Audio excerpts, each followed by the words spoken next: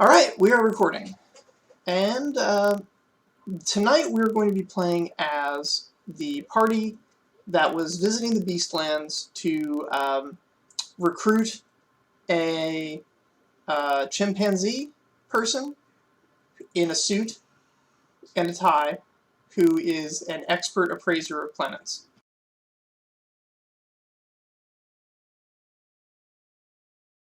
Do you guys remember why you are doing this?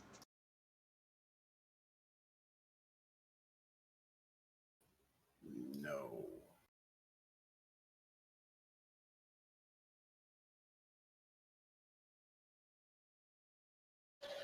I don't, but I think you already know that. I'm pretty sure you were not here, so that's fair. I'm pretty sure we need the value of the place for compensation purposes, but I can't remember the extent. Oh yeah, he's like super the best appraiser. Yeah, he appraises planets. Yeah, he appraises worlds, which might be planets, they might be disks, they might be planes of existence, they might be pocket dimensions, but he appraises worlds. He's the best at it. And the main reason that you need him, I mean, you do need him for your court case. The court ordered him to occur. But the main utility of him is that in order to appraise the planet, he has to visit it, and his visit cannot be legally interrupted by the Beatazu. Meaning if you go with him for the appraisal, you'll have a way to get back to your world. Yeah. Well, that's convenient. Now, the issue was that he had, from what you found out in Sigil, is he had gone to the Beastlands to recover his cousin, who had joined some kind of a cult. And he doesn't like that, and so he wants to basically rescue his cousin from this cult.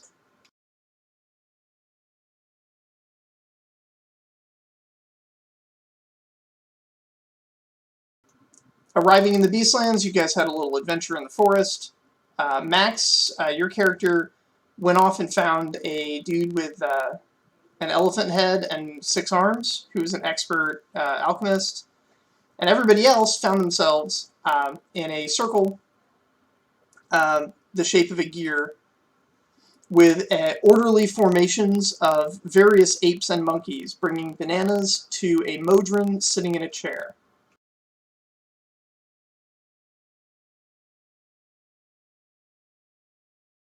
And so this is where we're going to pick up. Now, for Jake, if you're still with us, you need to come up with a character for this. Yeah, I was thinking I could be one of those monkeys that they just met. Awesome. Or maybe a bat. So you heard from your monkey friend. What kind of monkey are you, by the way? Any monkey or ape is allowed. Alright, I'll be an ape. Alright, what kind of ape? I'm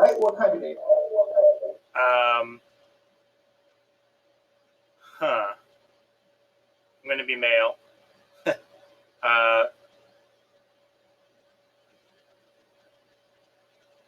You can seriously just go on Wikipedia and pick any real kind of ape, and it'll be perfectly fine.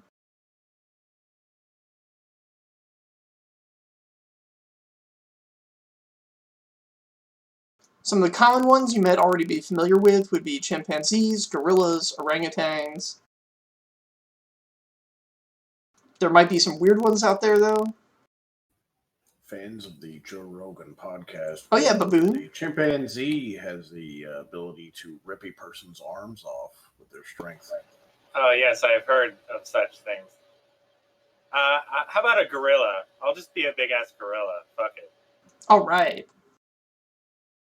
So, you were once a person, but that life is long behind you. You came to the Beastlands and realized that in your heart of hearts you had the soul of a gorilla, and so you stayed, and slowly the power of the plains transformed you into the gorilla you always knew you should be. And so you'd lived your life for a while as a gorilla, and then one day, some of your gorilla friends told you that there was some kind of new god in the forest that was promising to bring peace to everyone.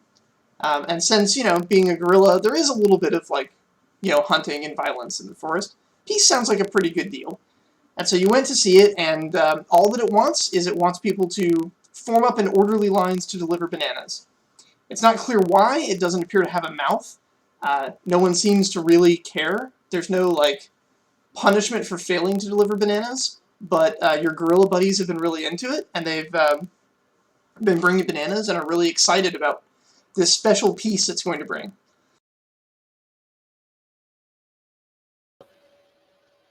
That sounds interesting. Questionable. Maybe.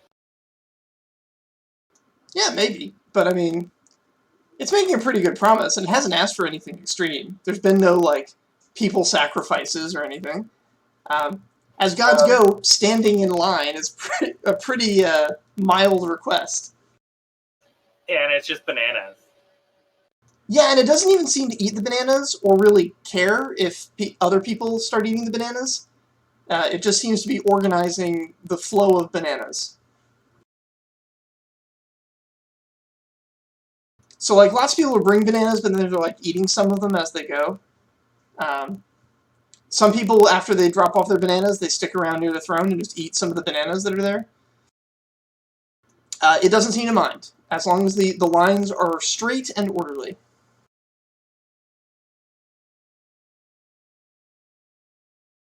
As you get near the front of the line, you see that there are some very much not apes present. Party, you can describe yourselves. Max will get to you in a moment. Yeah. Hey, who are these guys over there? The next David Lennon says, I don't know, it looks like one of them just fell out of the sky. They do have some kind of hang gliding contraption.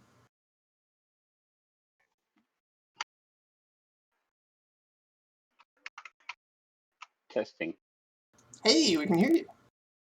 Okay, I just can't hear my push to talk thing. The thing. Let me just get my character. Troy, why don't you go ahead and describe to the ape what your character looks like? Youngish guy, probably late teens, really. And just nothing special clothing wise. I just have just rough leathers on. And I look pretty average, except for, I'm assuming right now that's still the same. I have feathers running through my hair, or partially hair feathers, and pointy talon-like fingers. And I have a bow in my hand usually. Actually, I have 2 bows on my back right now, currently. The feathers and claw thing you've seen before, it looks like his true spirit is that of a bird of some kind, and he's in the process of transformation. I see. So you haven't been here very long. How long have we been here? Not even a day? Yeah, maybe a couple hours. Yeah. We just dropped in.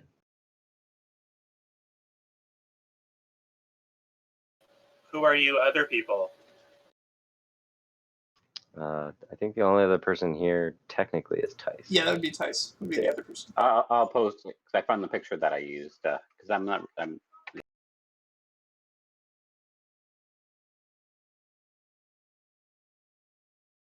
Yeah, you creepy.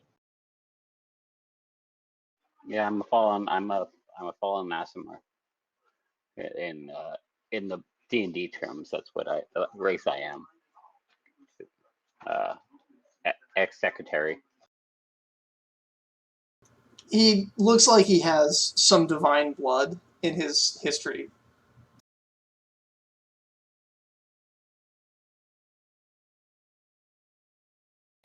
royalty? Not exactly. It would be something supernatural, either a Uh, god like- or an angel or something. Angel. I see. There's something odd about this one. Oh, not out here. You see people like this all the time. Oh, okay. You're one of the Celestials. He's got some celestial heritage, you know. And this is the Beastlands. People aren't really judged by their parents. It's pretty wild out here. But when you see these guys, it's kind of like they've got some history. Maybe they don't want to talk about it. Maybe they have superpowers. It's hard to tell. But I mean, you're a gorilla, so you're pretty sure you can handle it. What brings you to the Beastlands?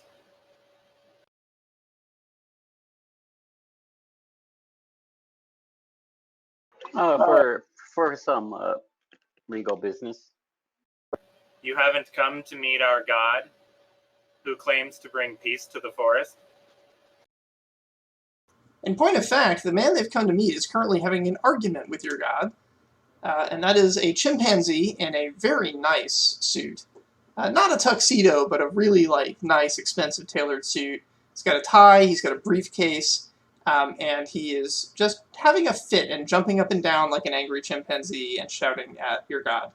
Your god is, by the way, a smooth metal cube with a face. It's got little robot legs, little robot hands, and little, way too little to be useful robot wings.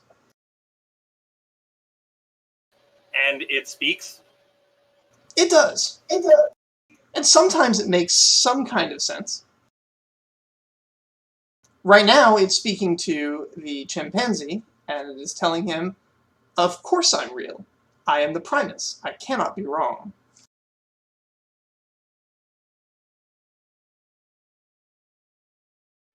I do find it a little hilarious. The little Modrons trying to bring order into the Beastlands.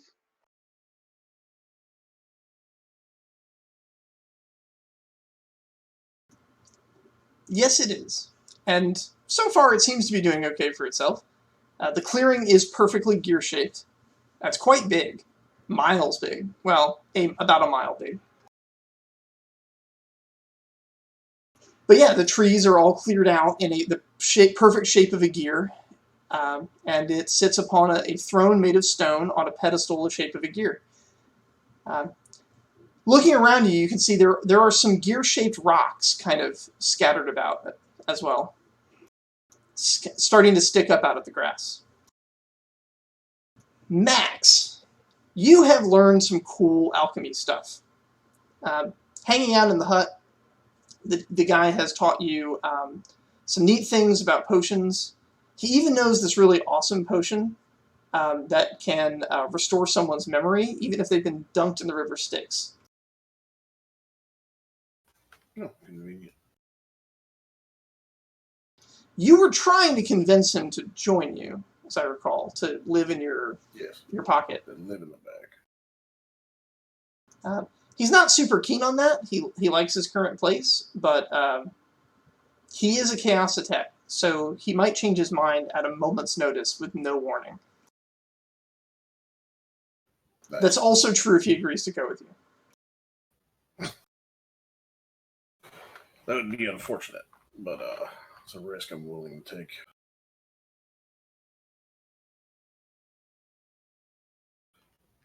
And it's for that reason I brought my bag of dice. Yay. Well, we don't have Uther tonight, so we're going to make do. Oh. Suck. I don't have dice. Oh, I got some. Luckily. You know, I always see dice at different stores that I go to, and I always think I should buy some of those. But then I look at them and I have no idea which ones I should get. There are so many.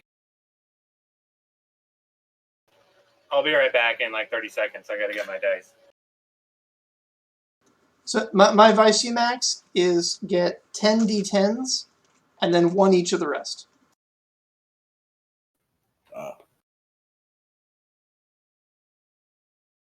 I had the chance to buy like a dice sack or a small sack of some description made out of what is that thing? Kangaroo scrotum. But I did not do that several years ago. At the time, I didn't need. When would you ever not need that? I'm so glad that has gone on record. Did I just hear you say kangaroo scrotum? Not only that, but I've been recording, so I can prove he said kangaroo scrotum. I can make like you can buy it in Australia. I can make like a video to just put on an infinite loop of Max saying kangaroo scrotum over and over again.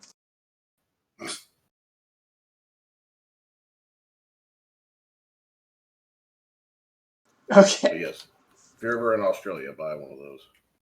Oh yeah, grill it up on the Barbie. All right, so Max, you can try to make this guy like basically try to convince him to follow you, or if you want to, you could just tax your Chaos Attack faction. He is a member of your faction, so if you want to just tax your, basically become less well liked in your faction temporarily, you can sort of lean on your faction influence. You'll have to come up with a good speech as to exactly how you're doing that. I'm excited to hear this narration. Or you can totally just pass and let the guy do what he wants to do, which is to hang out in the woods. How much tax is it to faction? Just one. Oh, I could probably do that. I mean, I got enough, and I haven't used it for anything really.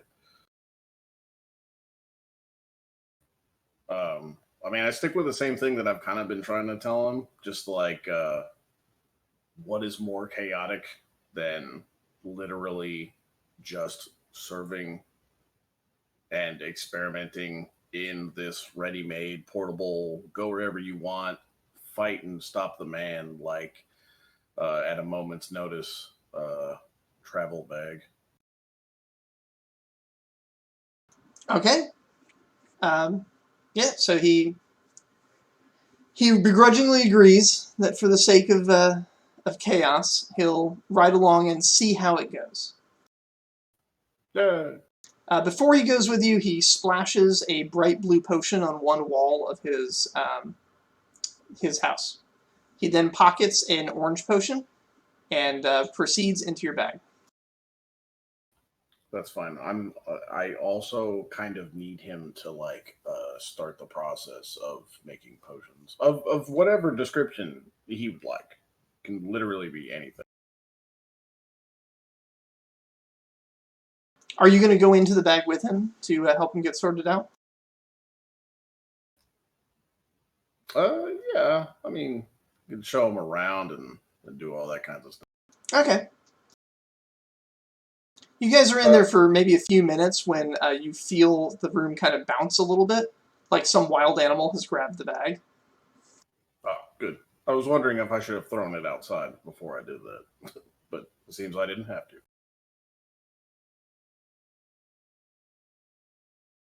Meanwhile, back at the clearing, Tice, Troy, and your new gorilla companion, who is basically just waiting in line to deliver bananas. You guys are at the foot of the gear-shaped rock, where the throne and the rogue quadrone are sort of towering up above you, and the chimpanzee is shouting at him.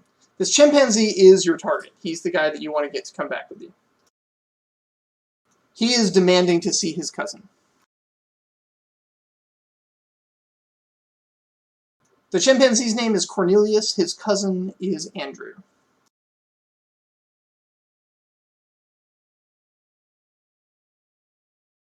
I cut in front of the line to see what all this commotion is about.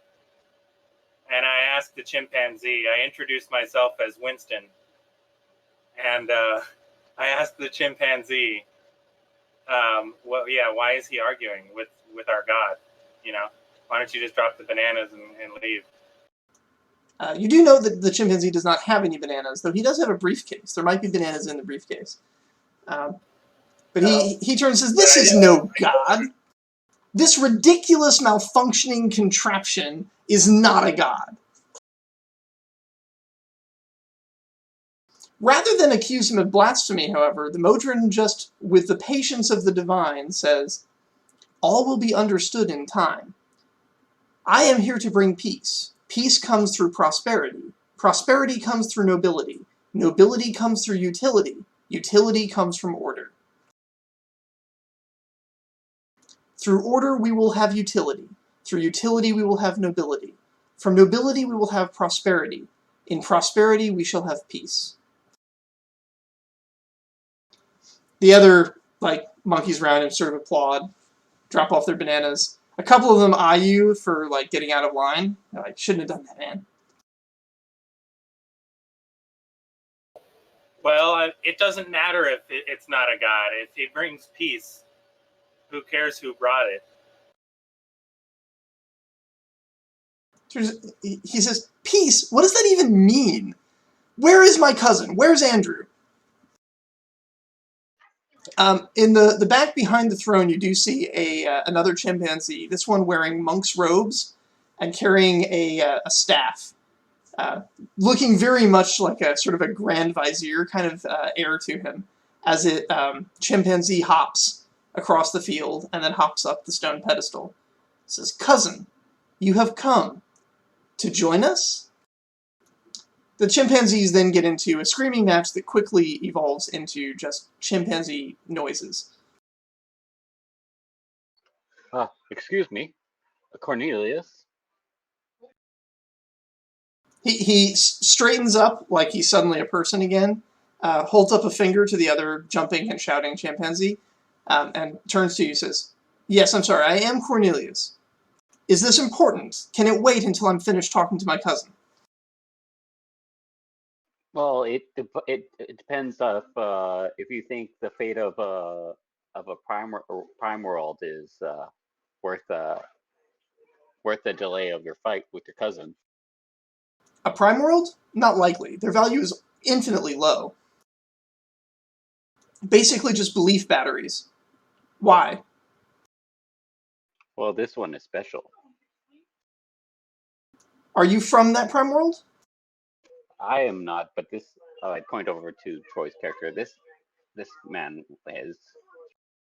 That does increase its value somewhat if somebody not from it thinks it's valuable. The people who are from it always think it's valuable. They're often quite wrong. But you, not being a native, if you think it has value, then perhaps there is some value to it. But at the moment, my attention needs to be focused on rescuing my cousin from this ridiculous folly.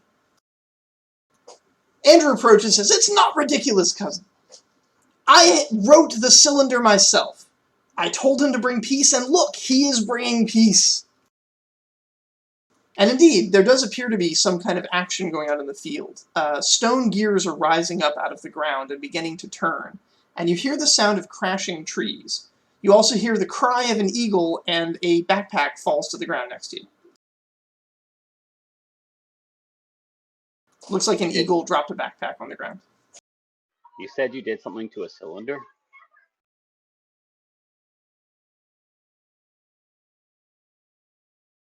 Yeah, Cornelius also turns to me and goes, "Yeah, what is this about a cylinder?"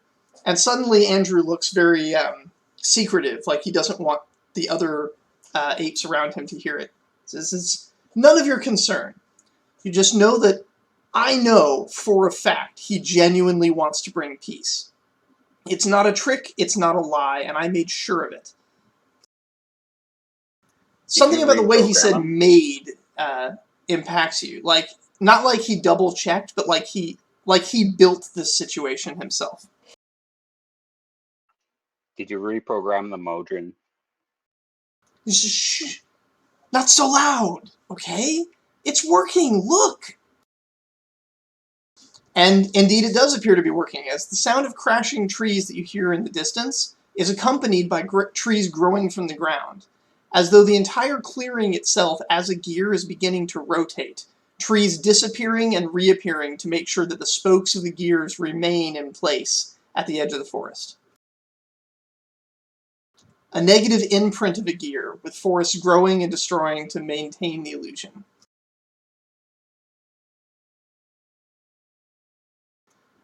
Amongst the crowd, you hear that the chant of peace, prosperity, nobility, utility, and order has reached the edge of the crowd and echoed back again.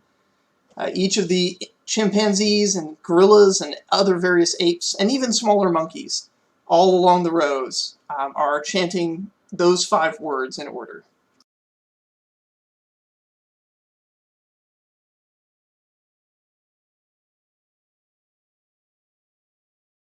You guys got about 10 seconds before something else happens. I happened to overhear that conversation since I was up in front. Sorry, but if I can help this so-called god in any way achieve peace, I'm willing to lend my assistance. After all, I am a big, strong gorilla. I don't like to fight, but I will if necessary. The cubic metal god in the chair turns and says, "Of course you can help. To bring peace, you must bring about prosperity. To bring prosperity, you must bring about nobility. To bring about nobility, you must bring about utility. And to bring about utility, you must bring about order. Behold," and it gestures to the edge of the clearing, where the trees fall away, the cliffs in the distance recede, the waterfalls that once sparkled from them begin collapsing. The world becomes pieces falling away, and only the gear remains.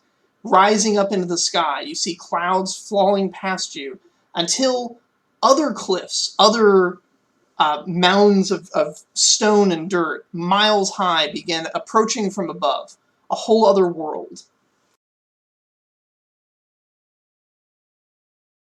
And it begins socketing itself into the edge of the gear, piece by piece. Each piece being a piece of a field of golden wheat. And you find yourself now not in a clearing in the forest, but in a clearing of a field of wheat. Around the field are farmers, tending to the wheat with sickles in smooth patterns. The sky is very different. It is a mix of purple and cerulean blue, like a turquoise waves of energy flying through it.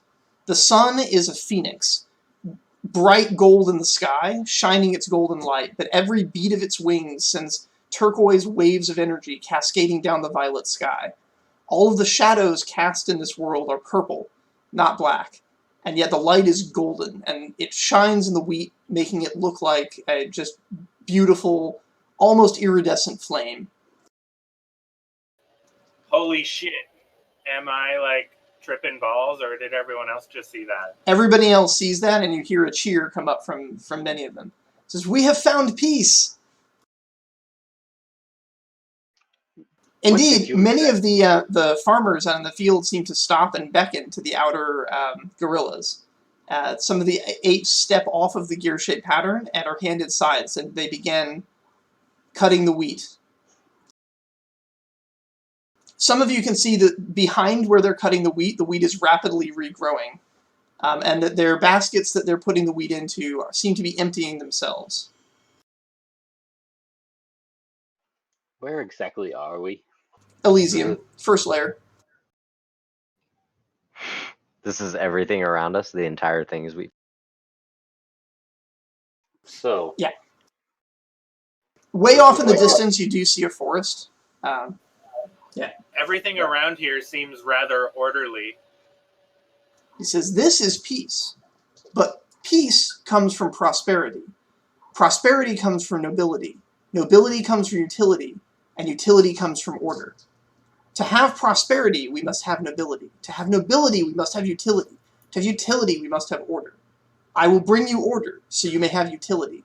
I will bring you utility, so you can have nobility. I will bring you nobility, so you can have prosperity." Is this like the realm of order? Well, not everywhere. We're going to need to ascend to the realm of utility, and then, I don't know. I was just thinking off the top of my head, because all of these farmers seem to be very orderly. This is This is not right. We need the Beastlands are chaotic for a reason. This you're currently merging planes together, which is chaotic in its own way. You need to stop this. Andrew says, no, this is what we wanted. We were in a state of animals, but we're not meant to be animals. We were people once. We didn't turn into wolves and bears. We turned into apes. The half step. We should be in a place of peace and calm, not a place of hunting and hiding from prey and predator. This is where we belong, and he gestures. And yet, the people are still chanting. And the word peace is no longer in their chant.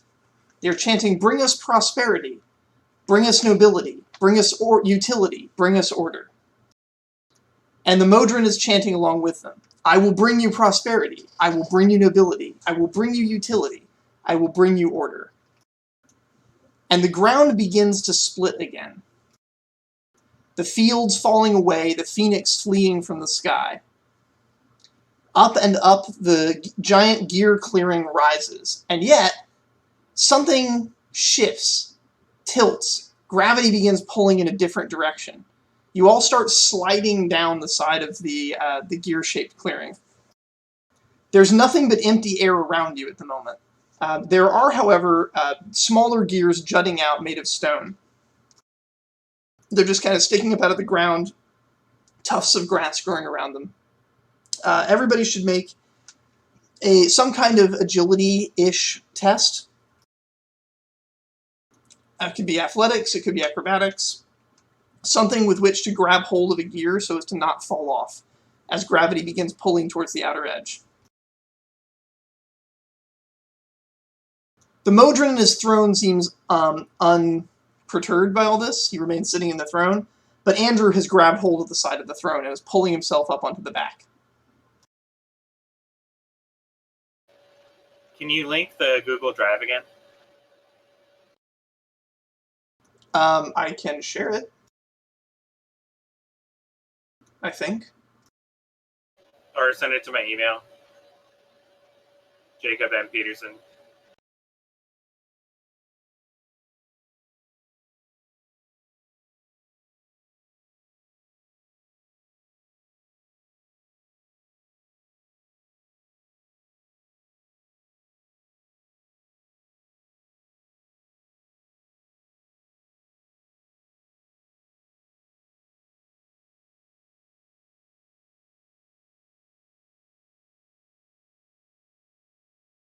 What's your email address? Oh, there it is. Okay.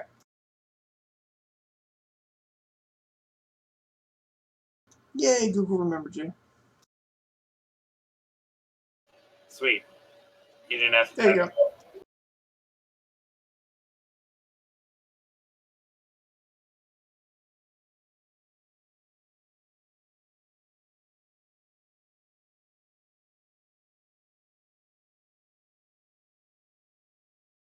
Did anyone screw up in any horrible and interesting and exciting and hilarious way?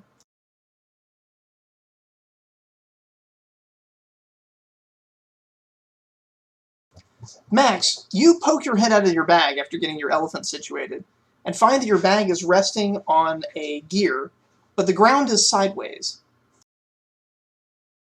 You get up, standing on top of a gear, the ground is to your right, to your left is empty space, just open sky. The small wooden gear you're standing upon is itself coming out of a piece of ground shaped like about a half-mile wide piece of dirt in the shape of a gear. So it definitely looks to me like there's funny stuff going on in the Beastland. Oh, yeah. Because, like, my character is a planer or whatever, right? Like, I know, what should be in whatever plane I'm. You are not in the Beastlands anymore. You're quite certain of that. Wow. Would I have known if I went through a portal while I was in the bag? I don't know. Not sure how your bag works. Maybe. I feel like you would have changed. But you didn't actually go through a yeah. portal. Here's the neat I thing. guess I would have changed. You didn't go through a portal, though, since you haven't changed. Well, this is very chaotic and also very concerning for anyone that cares about the Beastlands.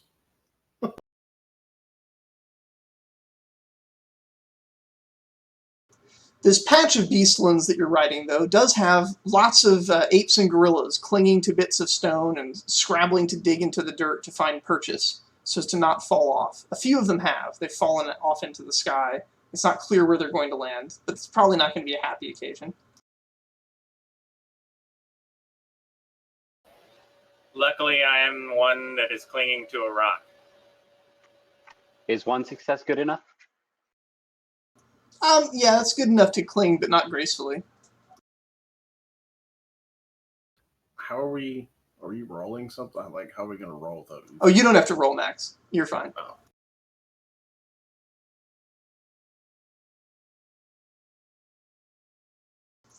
Coming Also- out of the sky below you and also above you, you see mountains.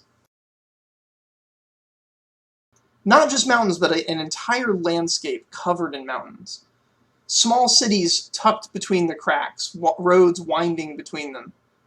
And two great mountains come from either side and meet, one on either side of the gear. The gear begins to turn, ticking slowly. But with each tick, part of it comes in contact with either the mountain below or the mountain above. Max, you immediately recognize this. This is Bitupia. Some of the gorillas at this point are falling off, but it looks like gravity is actually pulling in two directions. Some are falling towards the mountain above you, some are falling towards the mountain below you. Up and down seem to have different meanings depending on which mountain you're closer to. Cornelius, get your cousin to fix this. Do I see our party?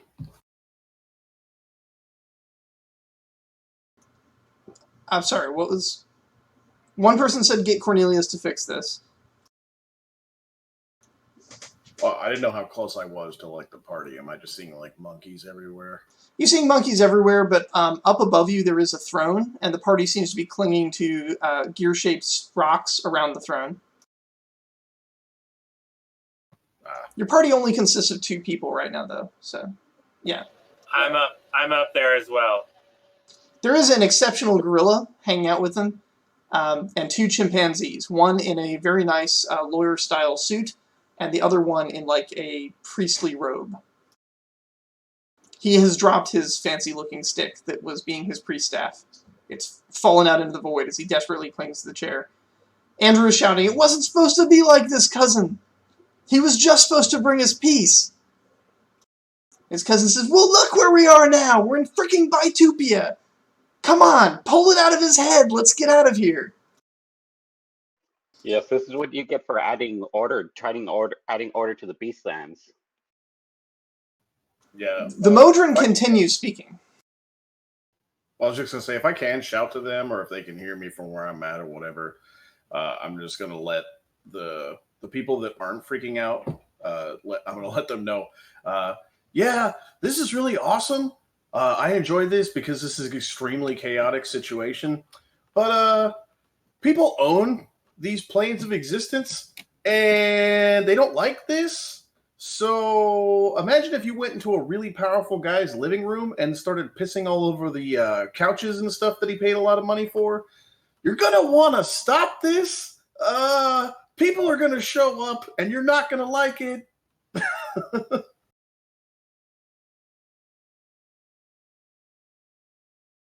He's not wrong. I feel like this breaks many laws in Sigil. Oh, the laws of Sigil don't apply out here. People own these realms. Well, I guess I was trying to figure out, like, if someone like from guild something did something like this. I mean, I say people, and what I mean is really horrendous or possibly extremely overpowered gods or beings. Is this the so-called God Cube that we've been bringing bananas to that is causing all of this? It might seem that way, but It might also be the fact that he's getting a large number of people in a small confined area to believe in something different. The planes work like that. Your belief matters. What you think is real can change what's real. And right now, he's chanting to a large crowd of admirers who've been bringing him bananas, and they're chanting back. And what they're chanting is, bring us nobility.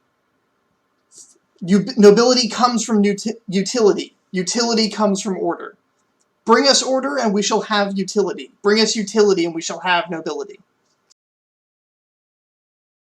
The mountains begin pulling away, but then they sort of shimmer and change. The one above disappears into the sky, but the one below becomes snow-capped and massive, and one of but 7. The topmost of 7 mountains, all in a row, a giant pile, mountain upon mountain. And suddenly the wheel is spinning, rolling down. Now centrifugal force pulls you in all directions. As it rolls down the stone-capped mountain, you see angels flying alongside it, swooping ahead of it to rescue people that are caught in its path. Many of them have animal heads, all of them have bright gold wings. Yeah, so we're going to want to like do something to reverse this or let it continue, which is fine by me, but leave.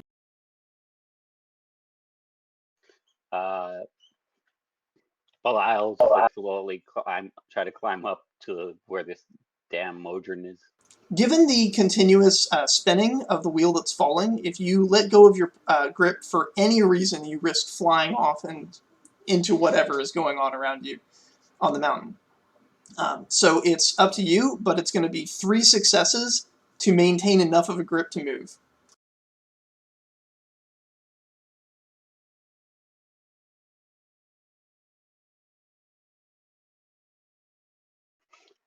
Yeah, I guess I'll just continue yelling at the two. Just pull something out. I can't get up there. You two are main for climbing. Do something. Unless if you want to go up too far, we keep on going up into the layers. At some point, we're gonna hit the top, which is not gonna be good. The wheel is definitely picking up speed. Is this plane good? I don't know. Maybe the next one's better. So how far away is the top of the throne compared to where? You guys are relatively close. The problem that you're having right now is centrifugal force is trying to pull you away from the throne. But that force is weaker when you're at the top of the spin, as it is a wheel rolling down a mountain that you're on. And the wheel is picking up speed. So it will be cumulatively harder difficulty checks as you go, but you can make an attempt to, at the peak of your rise, try to make some progress before you get down to the bottom where gravity and centrifugal force work together to try and tear you off. Got it. So I'm trying to climb up this thing then at the opportune time. Right. You're trying to climb up it at the moment when gravity will work against centrifugal force just enough to let you climb a little easier. You need 3 successes to make the climb. Okay. I'm going to try to do that right now. So just roll in manual. Yep.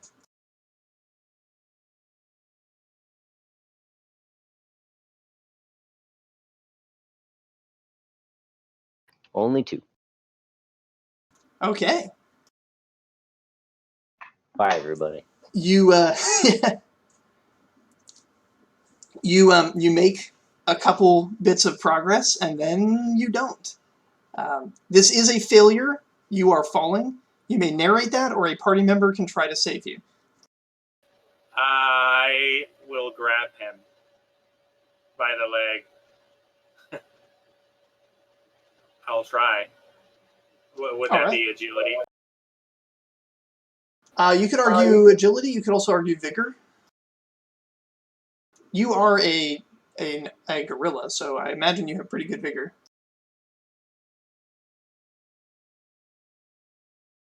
Let's say probably about like 8 dice of vigor. If you can pull 4 successes out of 8 dice, then yeah. Not really 8 dice of vigor. It's like basically your vigor plus your athletics, I think, would total probably about 8 for a gorilla.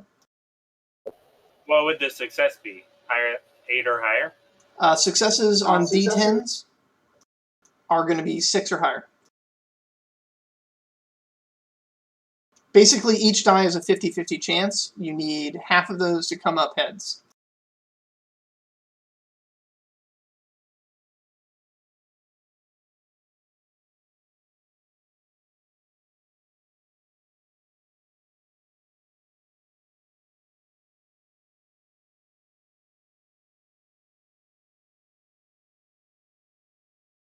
And if you fail, then the next person to try and save Troy will have 5 successes that they'll need in order to save him, as the wheel picks up speed.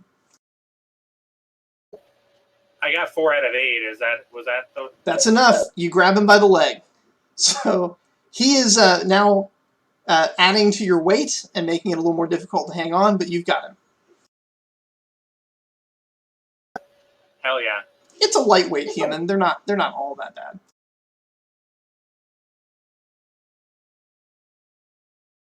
Gorillas are what, like 500-600 pounds? I would imagine. At least that. What's your character? Like a small, spindly archer dude, probably like 160, 170? I would say that's even probably too high. Yeah, 160. We'll call it that. What he's like 16 years old? He's like 19. Oh, 19. He was like some dude's 90 pounds, apprentice. but His job was to carry the arrows, and now he's caught in an adventure in the realm of the gods. Rolling on a wheel down the side of Mount Celestius in the 7 heavens. Yeah. As the thing that got into his mess, he'll Belial will sort of think, and he'll try to counter chant the Modron of chaos brings savagery, savagery brings instinct, instinct brings what would be a step above that?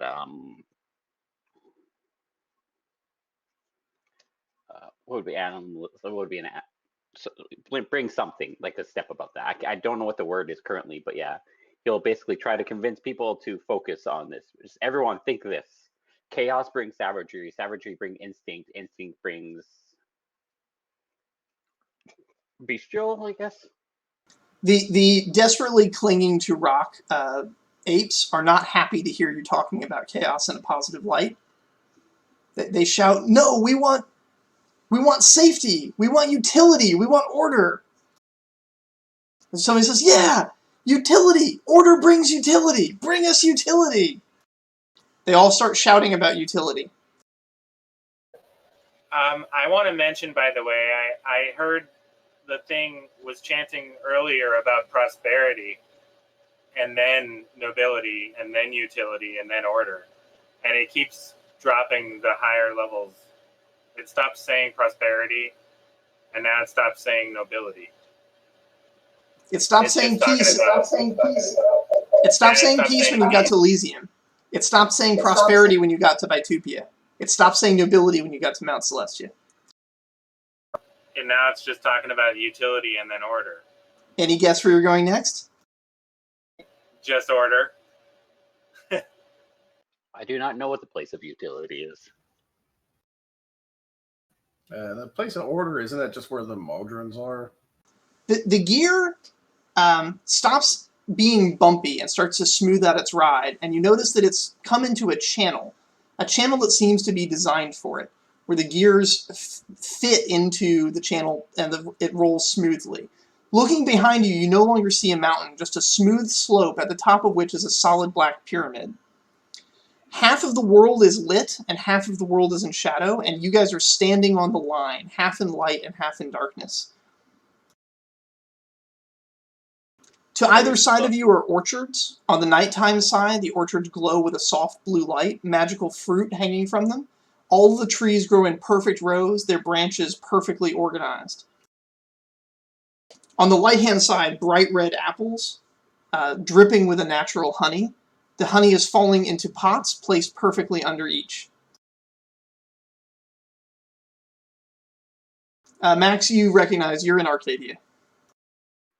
Yeah. Are we still having to hold on? Is it still like? The ride is smoothing out. You are still on a rolling wheel, but the ride is smoothing out, and it's running into a channel. The channel seems to have water in it that's slowing down the gear. This is the plane of utility. Everything here is incredibly convenient and designed to be exactly what you need at the moment. Again, somebody really needs to do something.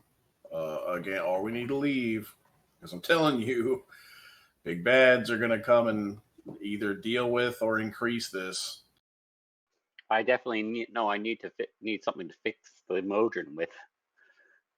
As I slowly try to attempt to climb, since we're now slowly like being able to. The water splashes up onto the banks behind you, the wheel, where channels are already immediately directing the water back into the flow of this river. The slowing of the speeds has dropped difficulty checks to 2. You need 2 successes in order to try and climb up to the throne. Do I have a harder difficulty because I'm like dangling right now, or You currently are at the mercy of a gorilla, so unless he lets go of you, you're not going anywhere. throw me Right. toward the upper part? I'm going to do that. Yeah, that could be like a roll from both of us. Me for throwing you and you having to grab on.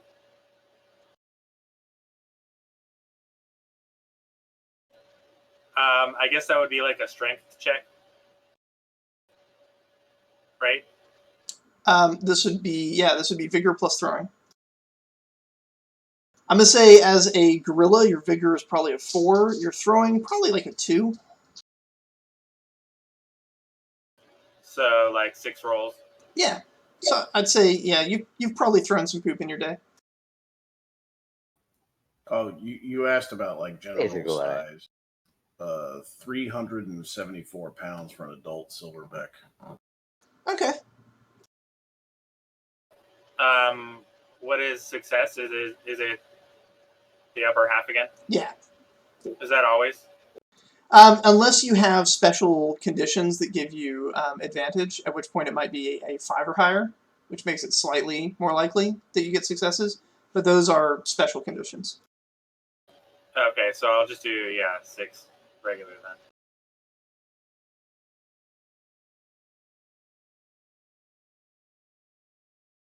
then. Good. They're preferring the fluffernutter.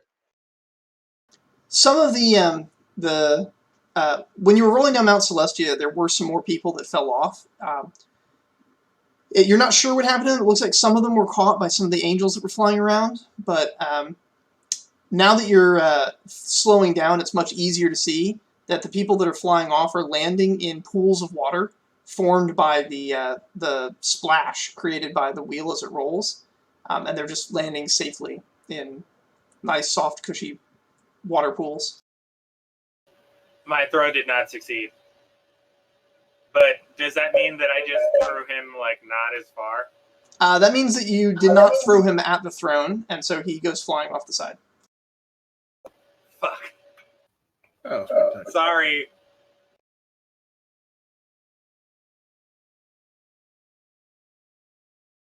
Man, I don't think I can do anything now. Does anyone else want to make an attempt? I can't really attempt that, but I mean, I can try to like reverse the flow of this whole thing because it's the crowd that like is the main issue. The Modron is just kind of egging the crowd. Doesn't my elephant friend have like a supreme issue with this kind of a situation? He's not aware that it's happening. He's still setting up potions in the shop. Yeah, I'm gonna open the bag and be like, "Hey man, check this out." He glances at the bag and goes, "Arcadia, why'd you bring me to this place? It's so boring." I didn't. The Beastlands are turning into this because of those monkeys over there. Monkeys! Cut it out! Wait, by the way, I just realized I fucked up. I actually got 3 rolls out of 8, and the 3 happened before 6, and I was only supposed to roll 6. So I got 3 out of 6. I ended up rolling 8 like a dumbass. You know what? Let's just ignore all your rolls. Just roll again now. Okay, yeah, I need to get 3 out of 6, right? Yes. And this is why I love Uther. Love Uther.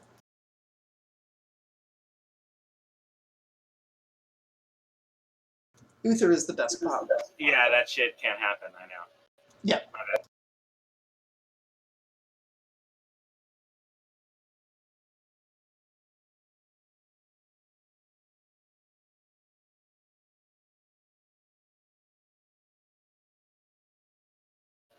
All right, it's the same anyway.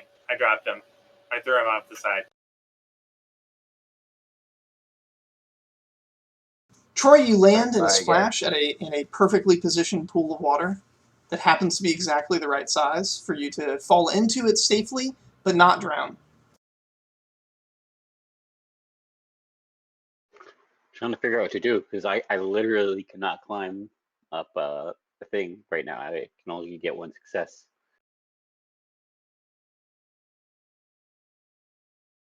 You could All I always can do wait. is I can. I always try to. I always keep on trying to. I'm trying to convince Andrew to freaking pull out the goddamn gear. Just try to convince him. Just like you brought more chaos than actual peace here. Like potential people could have died already because of your actions. Do you want this to continue like this? Pull out the goddamn piece out of the Modron now before you kill us all. All right, make a persuasion check. Persuasion plus... Well, that's a good question. Persuasion plus what? I was thinking either maybe focus. I think it's focus. You're basically just shouting at him.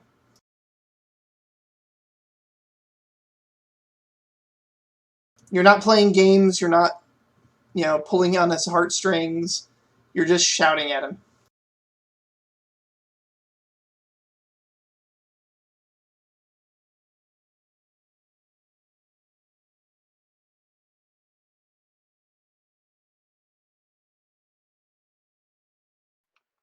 Three successes.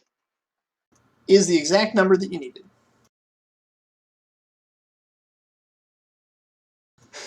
All right, so he quickly reaches and he pulls a tube out of the back of the Modron's head, and the Modron powers down and literally just falls out of the chair.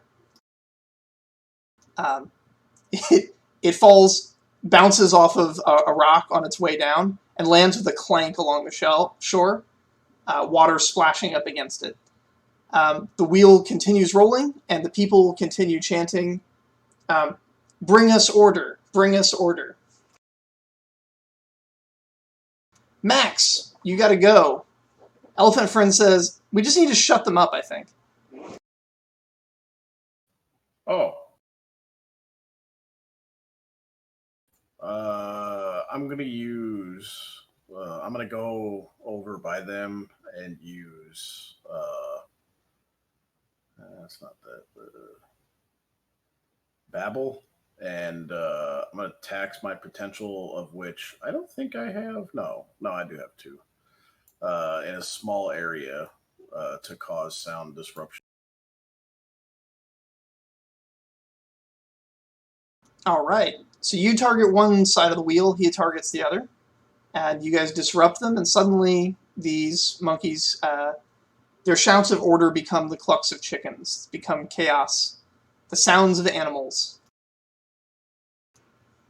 Once again, the monkeys sound like monkeys. So in making them incoherent, I've effectively restored them. You've definitely stopped the momentum of the thing. The wheel grinds to a halt and then slowly tips over and falls onto a flat pad that looks like it was meant for this.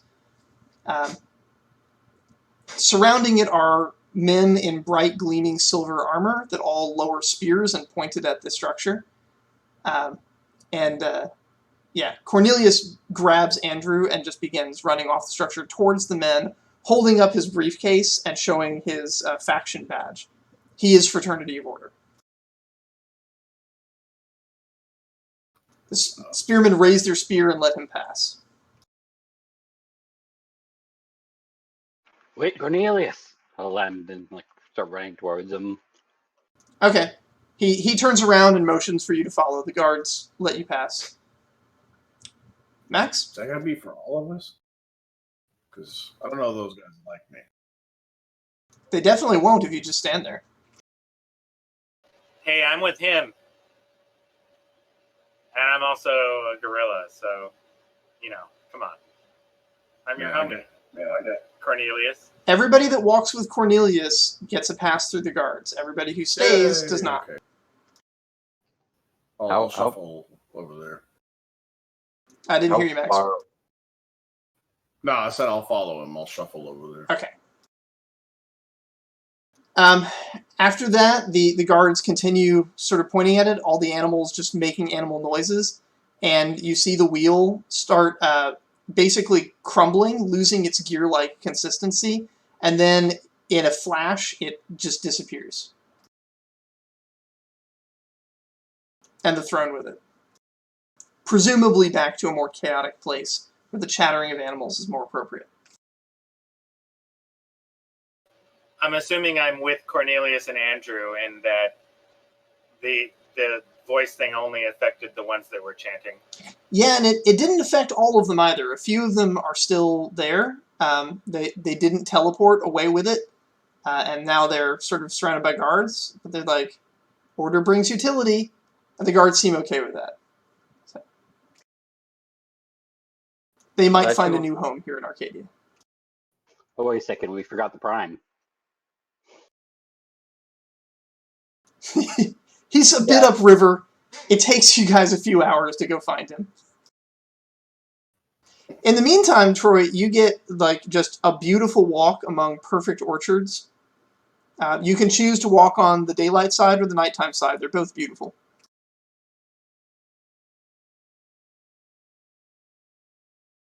A beautiful stroll.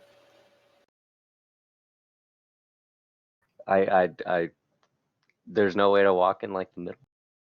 The middle is a river. Although it is more accurately described as a canal. It is definitely artificially made.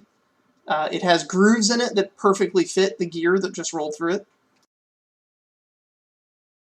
And there are channels which direct water splashed up by the passing gear into pools that allow for safe landing of people jumping off the gear. Almost as if this is not the first time shit like this has happened.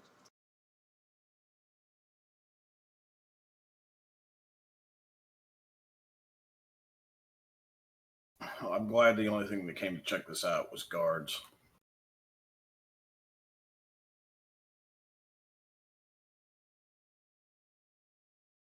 Were you expecting something else?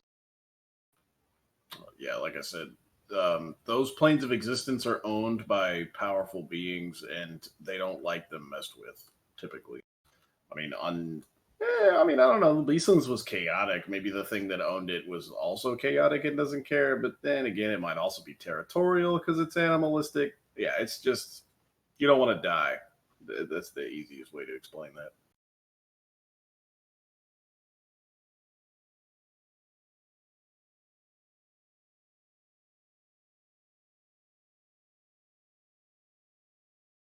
Yeah, most of the good news is most of the gods here are like calm. They don't freak out about things. You got stuff like the All-Seeing Eye, the patron god of magic, the dwarven father of battle. Surprisingly, he's considered lawful good. What is the Beastlands one? Beastlands is good with a tent of chaos.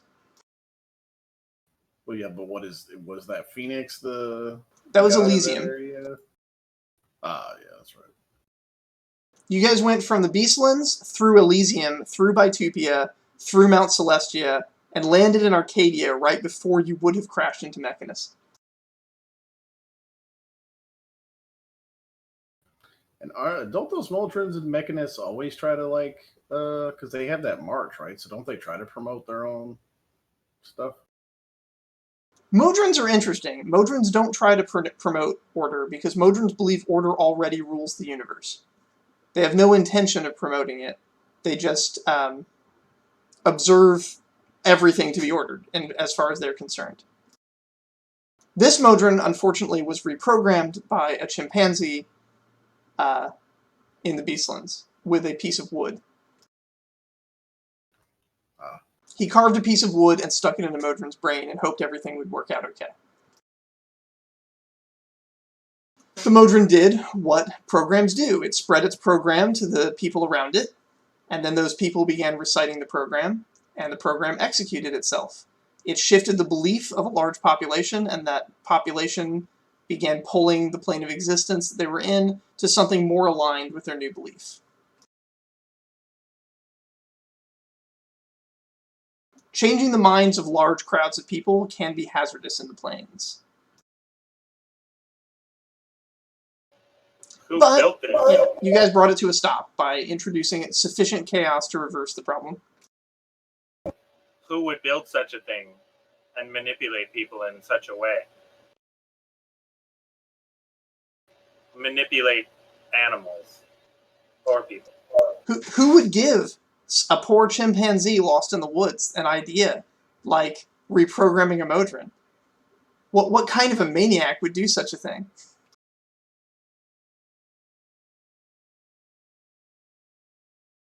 So, I know, Jake, you missed this part, but one of the other party, the Druid party that these guys were with, oh no, maybe you were there. No, I'm sorry, you weren't. You arrived just after that session. The way the Druids got to the mountain where they met you was by taking the programming rod out of that Modron and leaving him in the forest with a chimpanzee that was desperately seeking for someone to fill the void. Oh my god. No wonder.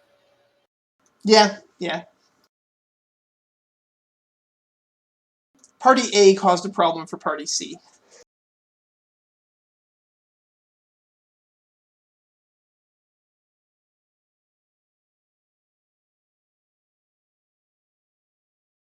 The inhabitants of Arcadia are actually quite welcoming of Cornelius. He's well respected here. And so once you guys meet up, he manages to get everybody accommodations, and you guys are going to take a night off and then head back to Sigil in the morning. Andrew's quite upset that his plan didn't go as planned. He wanted to just go to Elysium and stay there. Yeah, he didn't expect the wheel to keep rolling. But his cousin is taking care of it. And so, sitting down in a perfectly symmetrical, perfectly ordered brothel, I guess it's just like a tavern. Everything is orderly here. So, beer always pours perfectly. And there's always exactly enough served. When you're done eating, you don't feel hungry anymore, but also every single piece of food on your plate is gone. And then Cornelius says, all right, you guys came a long way, and you helped me out with a sticky situation, sort of. At least you tried to help. You did your best. So I suppose I should hear you out. Why did you come looking for me? We need you to appraise his prime world. We need to know its value so we can properly find out what damages they can get for it. They like, I'm not sure exactly what I'm supposed to, how much information. Currently there's two. I think a group of devils and demons are currently fighting over their world. So we need to find enough. Blood War invasion. That's harsh. And so you want to know what the value of your world was before the invasion. Tricky thing that. I may need to bring in a lot of equipment.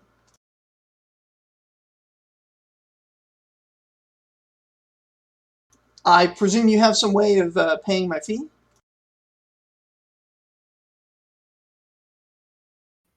Isn't that set up by like the courts or something? Court ordered, was it? All right. when we get back to Sigil, we can have a chat with the courts, see if something can be arranged. Yes. Who sent us this? What was the name of the guy that sent us to find the Cornelius? Your lawyers? Oh yeah, our lawyers. So our lawyers. So they knew one of them knew him, or they just knew that he was the best bet. They knew of him. They knew he's the best. They also knew that by sending him, it would necessitate that the Beatazu allow you guys through their portal, giving you a way into your world.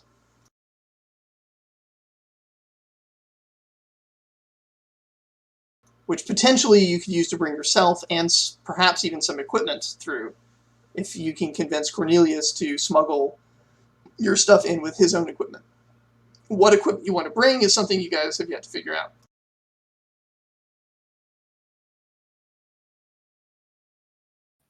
Something that can take out a pit lord. The rest here is quite relaxing. You guys can all recover 8 tax. It's basically a perfect tavern. Maybe a little too perfect. After all, the sun doesn't set, it rotates. Oh, so which half of the realm is dark and which half is light changes.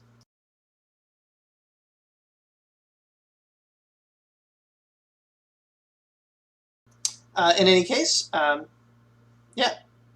The next morning, you guys return to Sigil through a portal, and back home in the City of Doors. At last, the landscape finally slopes up again comfortably, instead of going flat forever, which is very disturbing.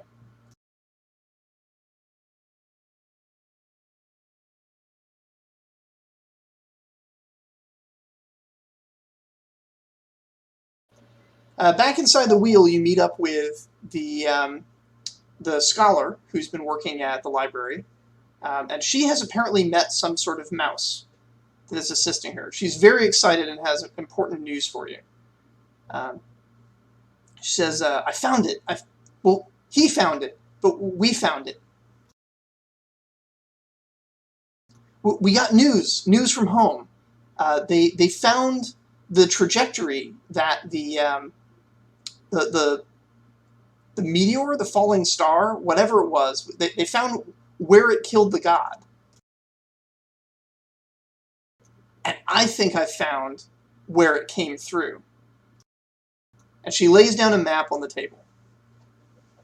This map is a map of the stars, but it has some enchantments on it that allow it to roll through time. And she rolls it back to a date thousands of years in the past. It says, from this point forward, there's been a problem with these 3 stars. It says, and she points to them, and you see these stars occasionally stop being points and become lines. One at a time, they're taking turns, but they all become lines that reach a certain point. It says, there, that's the point. I guarantee it. That's the place where it came from, where those stars keep stretching themselves to. We need to go there. That sounds crazy. Has anyone traveled to the stars before? Not in our world, but I've been asking around. Apparently there's something called a spelljammer that can get us there. We're just going to need to buy one and then somehow get it to our world.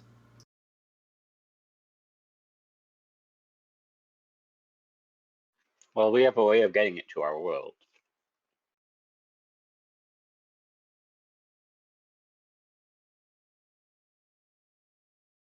Where can we buy such a thing? In the Cornelius laughs. bazaar. Says, your friend is right. The Great Bazaar has anything you could ever want to buy. What it costs, on the other hand, is... Does anyone remember one person who was really excited about shit going down on your Prime world and might be willing to loan you such a craft? It was from several sessions ago.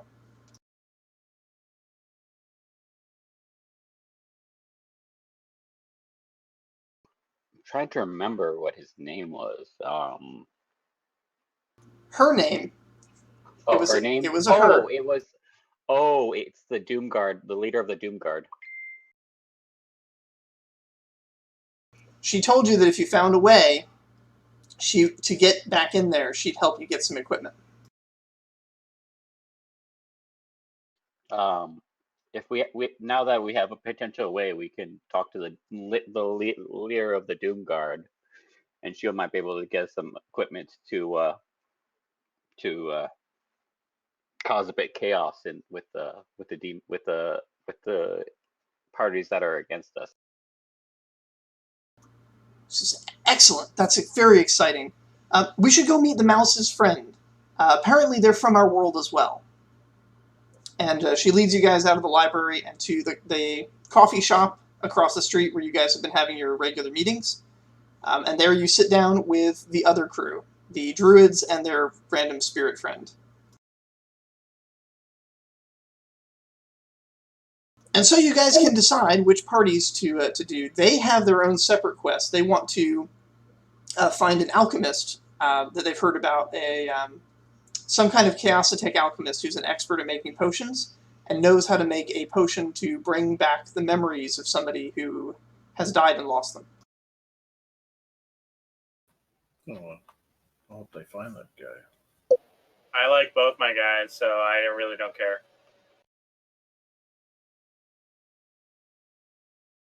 So, which of your characters do you want to go? Well, you guys can discuss among yourselves. Which characters do you want to go try to find the chaositech who knows how to make this wondrous potion? And which party will go to the Doom Guard? I want to be in the party that goes to the Doom Guard. I have the guy that makes the potions. Do you tell them that? Do you just have him in your backpack? I want to be in the other party. Well, they go and try to find him, and then they're like, "Wait, he's where?" Crap! Yeah, I'll tell him. Like, what, this guy? After conversing with your elephant friend, it's revealed that he can make it, but he needs something very, very special. He needs a black lotus blossom from the gardens of Set.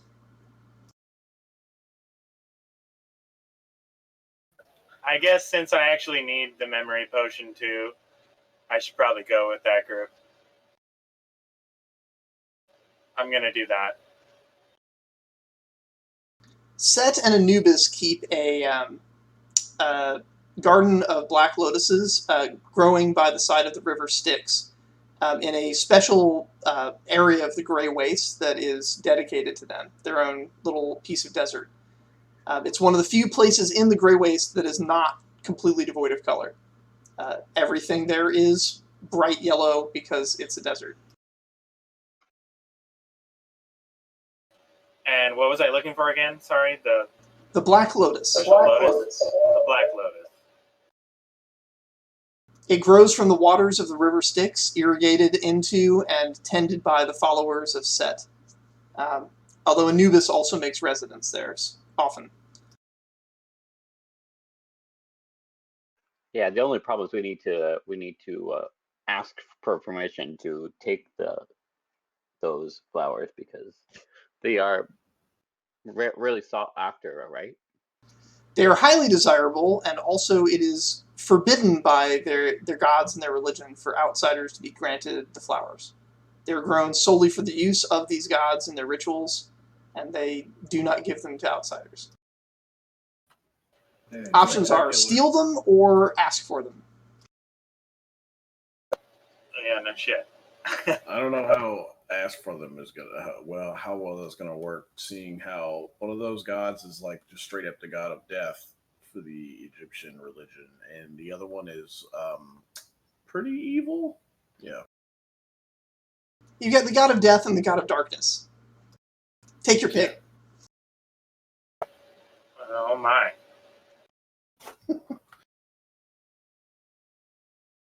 So yeah, it's a two-party thing. One group is going to go to the Doom Guard, procure a a Spelljammer, take that Spelljammer through to the Prime World, and explore outer space. Try to find the place where these stars intersect. The other group is going to go try to steal some shit from gods, or ask the gods nicely, and find out if gods of death and darkness will give you things if you ask nicely. Who wants to come with me to steal from the gods? Well, I can come with you. All right. Okay, I mean- so which of your characters... obviously, Jake, you're taking your ghost to go see the god, and your monkey's going into space, right? Yes. Awesome. Yes. Winston's going into space with them. There's a beautiful symmetry to this. All right, Yeah. Tice, which of your characters is going with which party? The druid is gonna go with he's gonna go to the Doom card because he doesn't want to bother with gods or what you keep on calling as gods. They tend to be like very fickle and like high almighty.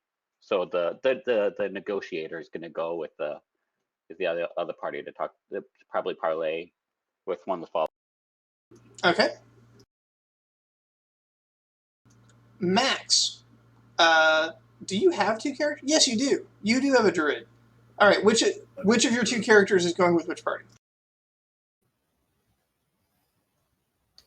I mean, my druid does specifically work with like spirits and stuff, and potentially being in the realm of the dead. Like he could be good there. The only thing is, I mean, I guess I could just have the alchemist, like the elephant alchemist guy, like as like a third like NPC or whatever following. Because if he didn't go to get the items, that would be kind of, we'd have to meet up again, and before it would take more time to get the potions basically. Also, the elephant guy is not going to go with you if you go to the Prime World anyway. He's just going to get out of your backpack. Spectacular.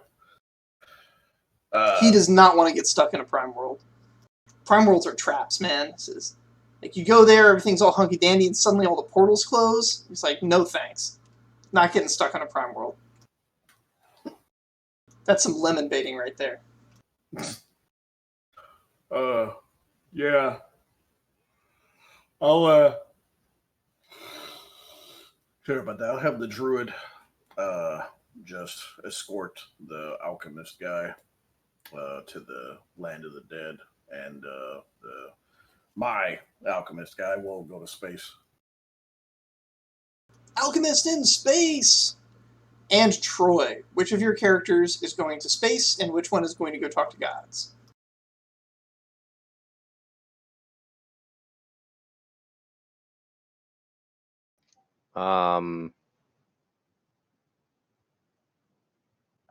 I'll keep them on the original plan. So the archer will go to the Doom card, and the druid will go to the other place. Okay.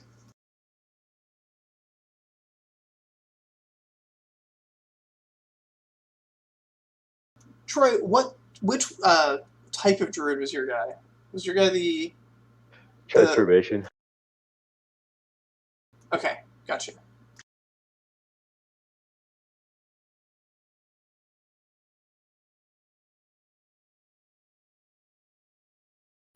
I was gonna say, it seems like there's two options: steal or ask for, but there might be an additional two options if you give it some thought.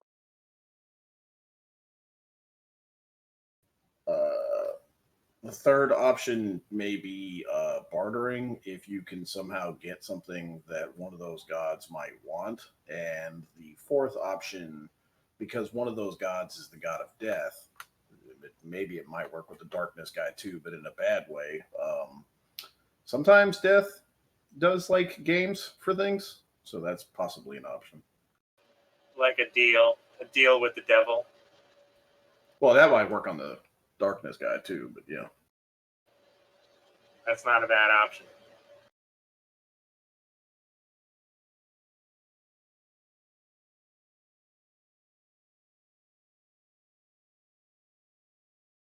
Sorry, I'm just taking a moment to record which person's in which party here.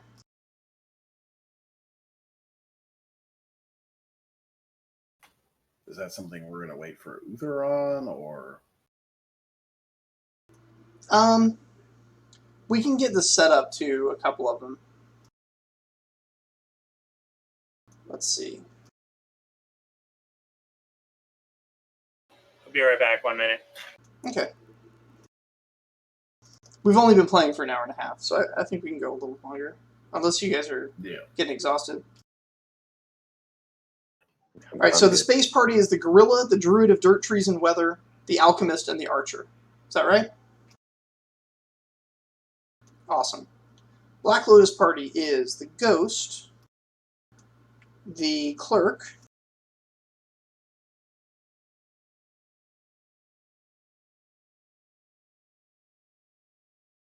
the druid of ghost panthers, or something, right? Yes.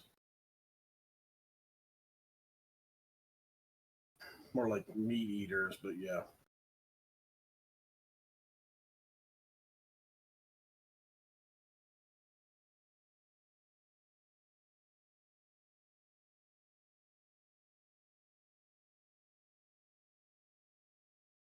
And the druid of shapeshifting. Okay, cool. There are 2 other NPCs that can be assigned to the parties as well. So there is basically Ed's 2 characters. You have a priestess of fate, and you have a steam ganassi.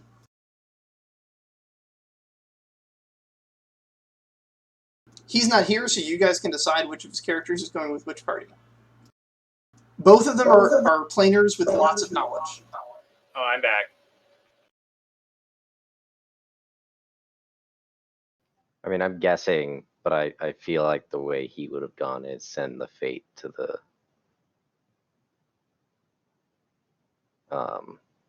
the flower mission and the Ganassi. Because the Ganassi was helping heavily with the prime situation, and that seems to be the main. What were the 2 things? Fate and what? He has 2 characters. He has a steam Ganassi, and that's a he's a lawyer, or is he? Yes. He's not a lawyer, but he's a. Oh, maybe he is. And then the other one is like a sister of the fate. He's Fraternity of Order. Specifically, he's a securities expert. He's somebody who would be called as an expert witness to explain things. But also, he, as a side job, will show people the flaws in their security system. His job is interesting and complex. But yeah. All right, so we've got the gorilla, the druid of dirt, trees, and weather, the alchemist, the archer, and the steam ganassi are going to go to the Doomguard and try to get a spelljammer out of the Doomguard.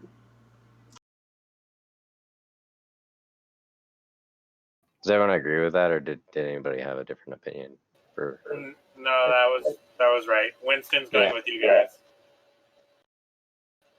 And I'm playing as the spirit. Boreal. The last question is in regards to the scholar. She's found a really nice place that she likes. The library is a great place for her. The Hall of Records, basically. Like she's fitting in really well here. But there's a chance that this is her last chance to get home. You hope it's not her last chance to get home, because if it is, then that also means the druids aren't getting home either. But at least the ones going with the ghost. Yeah, so she hopes that there'll be another way to get back home once this is all settled. But if you guys think she should come with you, she can. She is a non-combatant, almost useless in anything that's not a library. I assume she should continue doing what she's doing to allow Troy's druid to come back with it. She and the math mouse will stay at the Hall of Records then, performing mousemathics. Yeah, if we need to contact her and we get back to we go back to the prime world, we can, and when we get contact with the leaders, we can contact her through that way. Yes, that's very true.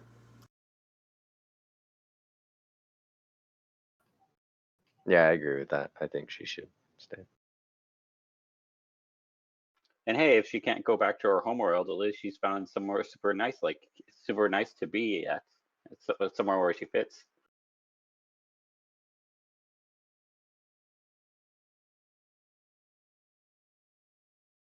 All right. So, off to the Doom Guard, one party goes, and the other party begins looking for a portal to get them to the Grey Waste. We'll start with the Doom Guard party.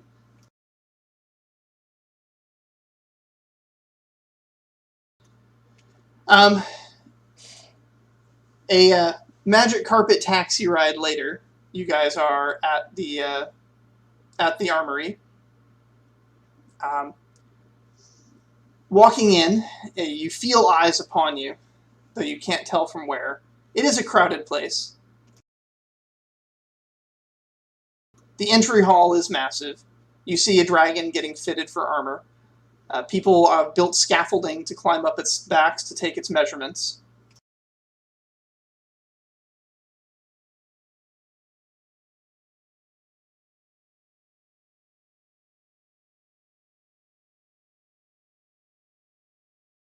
It takes a team to do the measurements for fitting a dragon for a suit of armor.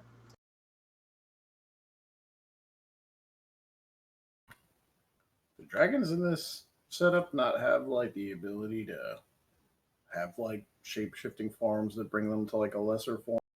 Or some of them do. It's just the armor won't like compress when they do that. I don't know. I mean, you can ask the dragon if you want to go have a conversation. But it's, yeah. Right now, it's just standing still while men measure it.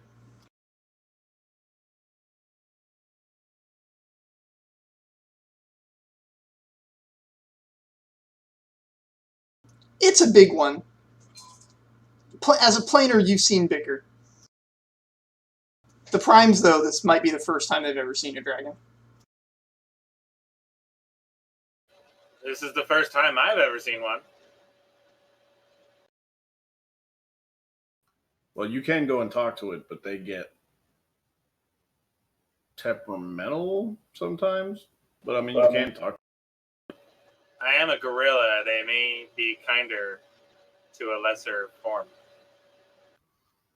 Eh. Is he still a gorilla? Yeah. Yes. This one. However, when you, Troy, when you got out of the fountain, there were feathers floating in it, but they're no longer in your hair. So my transformation is permanent. Yes. Okay, that's what I thought. As permanent as anything else. I mean, there's other things that can transform people. Yeah, I mean, I may transform again, but right now I'm still a gorilla. Yeah. What am I? Oh man, you've been through some portals too. You should probably roll for that. I don't have anything to roll. I don't have dice. My options go to 18 if you want to roll like a 20 or something.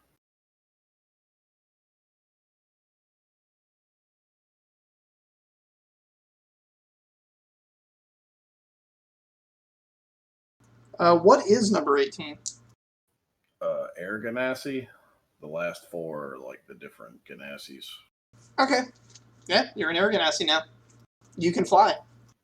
Yay! Fuck yeah. You're just floating along beside the party. All right. Stepping into that back room where you guys found all of the siege equipment, you hear footsteps behind you. Not the normal kind of footsteps, but although you are walking on hard stone, The footsteps you hear, the sounds of foot stepping onto sand.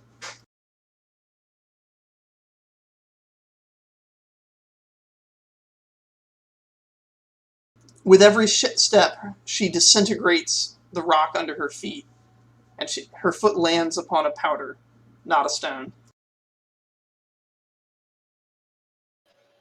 Who the hell is that? That's the head motherfucker in this place. Oh, you kept warning us.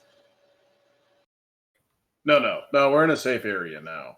This isn't like a plane of existence. This is like a workshop in a major city. Oh, she's just, I get it. She's the head of this city. Well, This that's is a hard. workshop. The person that's the head of the city, you don't want to meet. But the workshop lady is just like basically a faction leader. And yeah, she's all right to deal with. Unless you make her mad. Which I don't know if anybody's done. Let's continue not to. She smiles. As she walks past a torch, its fire dims. As she gets close to you, you feel a wind pulling towards her. Her presence is actively disintegrating element around her. Water, fire, earth, and air are all becoming emptiness as they come in contact with her. I'm going to float a distance away from her. Good call. So she's like the opposed to nature. So she destroys the forces of nature that are. She is about as close to being raw entropy as any mortal ever has.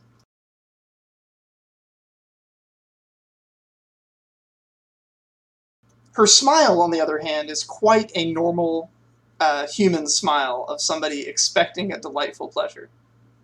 Says, "You're back. Have you decided which of my magnificent creations shall be causing devastation upon your world?"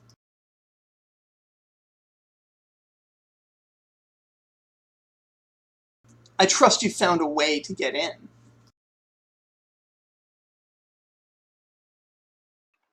We have, but we also one of the things we now need is, or at least I was told, is that we need something called a stargazer, or no, a starjammer, Spelljammer. Spelljammer. Yes. Oh, a spelljammer. Well then, we're in the wrong building. Come with me. And she takes you not actually out of the building, but to a back room where there is a portal. And through, there's actually 4 portals back here that go to 4 different places, all of which look pretty bleak. But yeah, she picks one that that is a little bit less bleak than the others, just a little bit, and walks you through. Max, you transform into a dwarf or something. Yeah.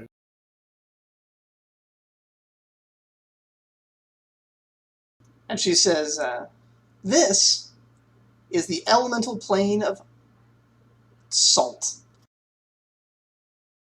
Welcome. This is where water comes to die.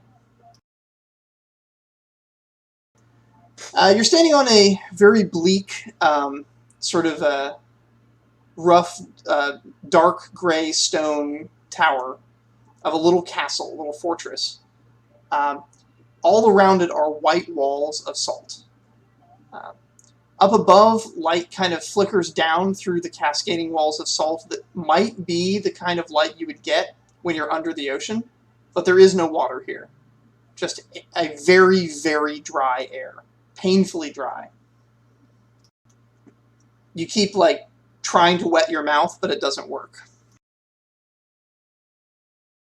Tied up on moorings around the central tower are a variety of boats that are inexplicably floating in the air, most of which are horribly beweaponed. cannons, crossbows, ballista, even things that look like they might be spouts for fire.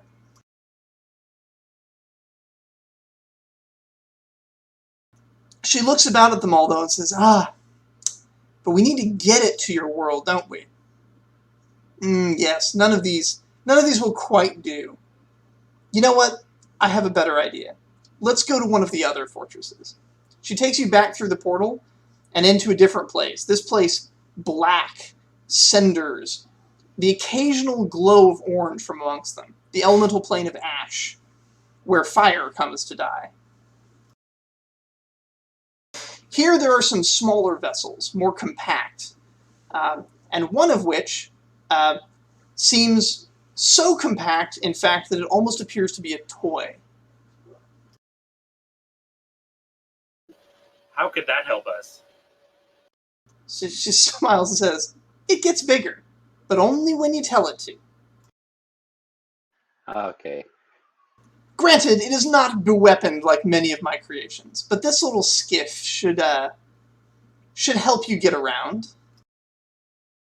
You'll need to bring your own weapons to fire over the side. It's not as much devastation as I would normally offer you, but you can pack it up in your things, carry it through a portal more easily. Oh, that's certainly convenient. I wonder what the other two portals have to offer, though. She smiles and says, would you like to visit?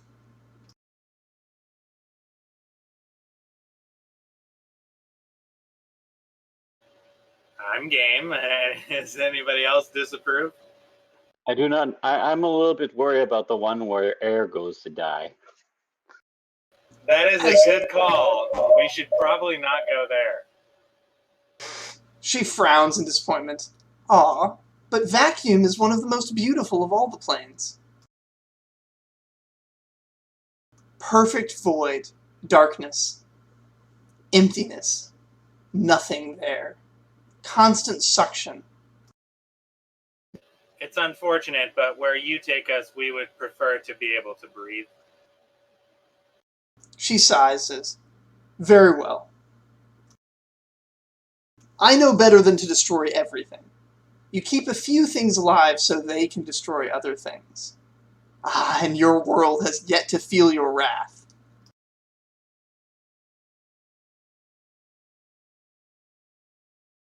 She giggles as she hands you the tiny piece of string tied to the little flying model of a ship, which floats like a balloon next to you as you hold the string.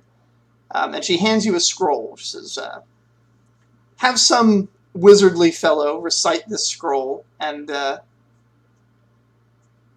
ship will grow to full size.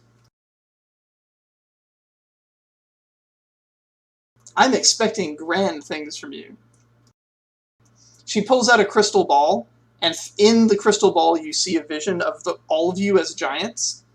And then you kind of do the math and realize that what you're looking at is she can see, through that crystal ball she's holding, she can see through the eyes of the ship. And right now the ship is tiny, so you all look gigantic. But she says, I'll be watching. Put on a good show. Oh, well, that's certainly convenient. A spaceship we can take through portals. Of course. Cornelius has gathered his supplies and is ready to approach the courts. Before we leave her, I'd just like to. So, we do plan on causing much destruction, but I think such a valuable vessel you should want back. Might you send someone from your faction to escort the vessel and then return it when it's no longer needed by us?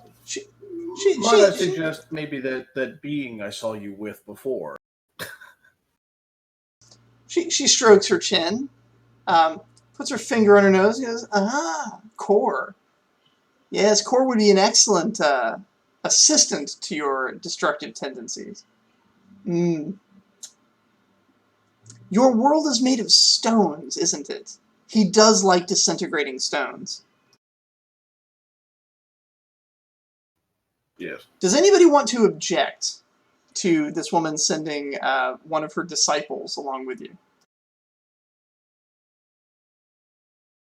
I feel like I don't know better. Sure, I do, because I'm a gorilla, and I like stones. I prefer to live on stone and not on like clouds. I mean, Where the I'll guy just doesn't completely obliterate like everything in like all of existence. Like it's just whatever he happens to be hitting. Well, if he's great at destruction, maybe maybe he can be the firepower we can use if we get into a bit of a trouble. He does have some of that capability. The enemy of our enemy is our friend, I suppose. All right, so approaching the courthouse, you have a giant beetle with runes all over its shell. It's 12 feet tall, and yeah, it doesn't talk much. Yeah. And this is where Max gets his own character killed off. I'd like to see that pit lord even try to take that thing out, especially now. The court gathers for session to discuss the arrangements. And by court order, the pit lords are required to open their gate and allow the inspector and the accompanying plaintiffs through to have the world appraised. The pit lords object to the addition of non-essential personnel. And the court rules that their objection is reasonable and that the non-natives should be forbidden from going. Those non-natives include Kor, the gorilla, and the alchemist, and the steam ganassi. So all of us? Yeah, almost all of you. And so it is that the lawyers begin their arguments. Yeah, The arguing may take quite some time. The lawyers go back and forth, making points and counterpoints. It ends up being very arcane sets of ancient laws that they're quoting. The arguments have very little to do with practical necessity and more to do with precedents from previous cases. In the end, they do allow all of you to go except for the giant 12-foot-tall beetle, which they ultimately decide is against some kind of treaty that was signed like about 300 years ago between some prime world and some group of giants who lived at the top of a tree. Well, hopefully he doesn't like wreak destruction while we leave. Well, that's annoying. It was a good idea, but yeah, lawyers will be lawyers. And GMs know better than to let loose Kor upon an unsuspecting prime world.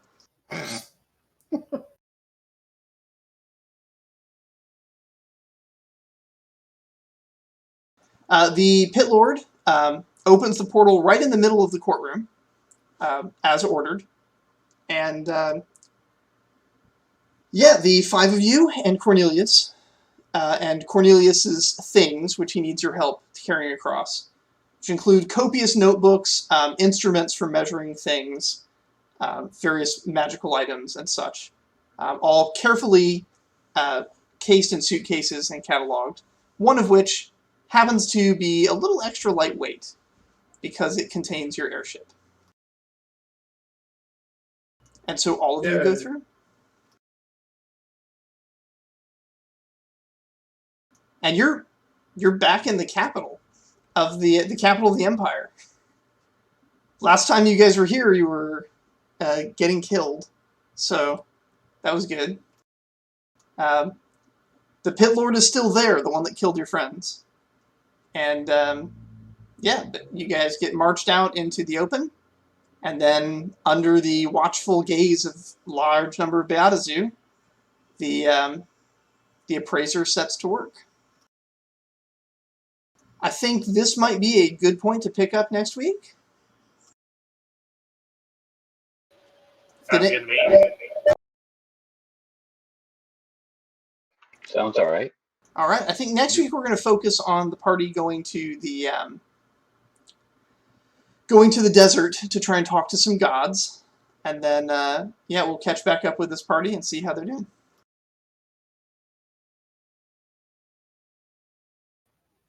Yay.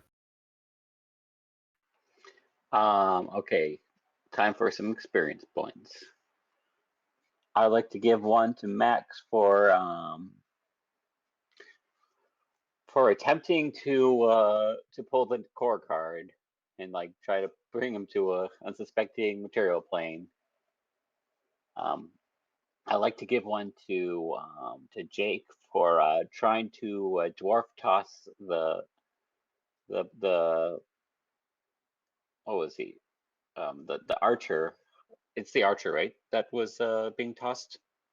Yep. Yeah, try to toss the archer up there, but like just luckily we're in the right plane where he just like sort of lands somewhere nice. That would have been horrible if he had done it at the mountain area. And I'd like to give one to Kite for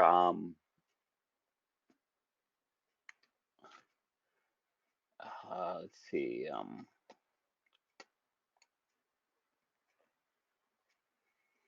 for at least being one of the only ballsy ones to actually attempt to stop the Modron, as everyone else is clinging on. I don't think anyone else could really perform that role.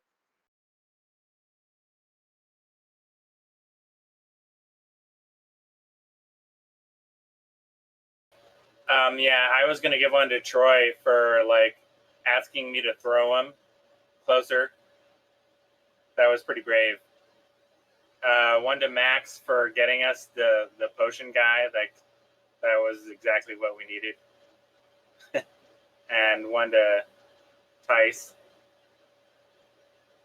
You helped us a lot. You were talking to the Cornelius more than any of us. Thanks for doing that. You got him to help us.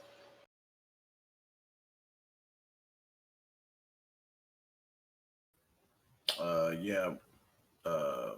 The first one is kind of like the combo because both y'all were both amazing in the dwarf toss scenario. It's too bad didn't quite work out. I was also thinking it could have been like a Colossus and Wolverine tossing type scenario as well. Fastball special. Yeah. Also, props to the newer guy that I've only just met on this thing for creating a. I always love when people bring like video game or like old school cartoon characters in game. That's nice.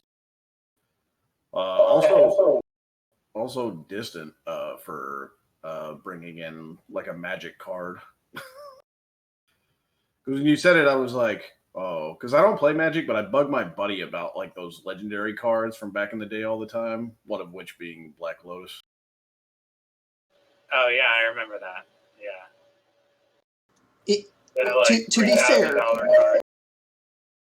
To be fair, I want to say that it's actually not my creation. The Black Lotus flower has been part of the Planescape canon for that world for a very long time. I think it might actually predate the Magic the Gathering use of it. Probably. That's where it came from. Tice for actually having the only one that I remember speaking up and having the idea of like, oh wait, if we keep going to realms that like where elements are dying, we probably shouldn't go to the air one. Yeah, my bad. I said we should go to the last two, but that was a bad idea.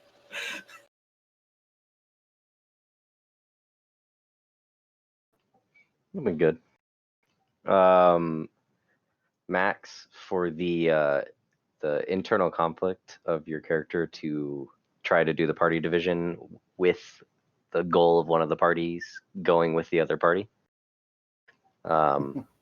taking the alchemist while the others go look for the alchemist. That would have been great. I'm glad you said something, but it also would have been fun to play out, I'm sure. Tice for finally not trying to make an athletic attempt and using your wits, which is something that character does all the time, and arguing with the guy and convincing him to do something. That was good thinking. It was the right way to go. Especially since your friend already jumped off the thing and it just was gone.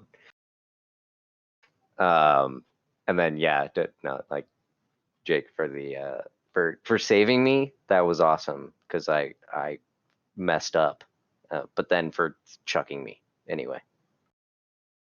It was the best way both of those could have gone. I tried. I just also want to mention two things about Core. First of all, one, he's not an all powerful. There's rock anywhere within his sight, and it's all gone. Like, yeah, it's typically whatever he can make contact with. So, like I said, if he's hitting it or stepping on it or something, he can get rid of it if he wants. It's not like it has to happen.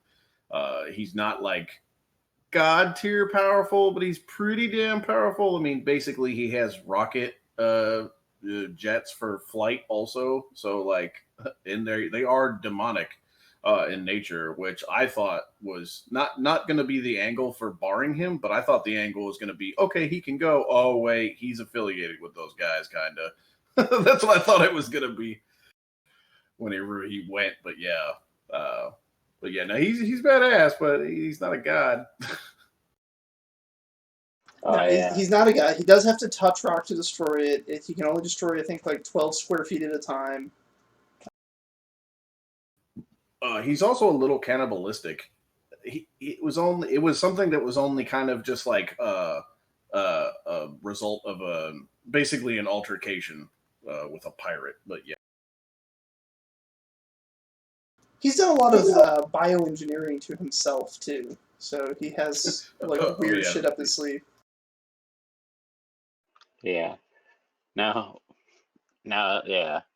And oh man, that would be cool. I don't know how exactly finding out like actually was it being able to somehow make the city become imperiled to meet one other character, because that's a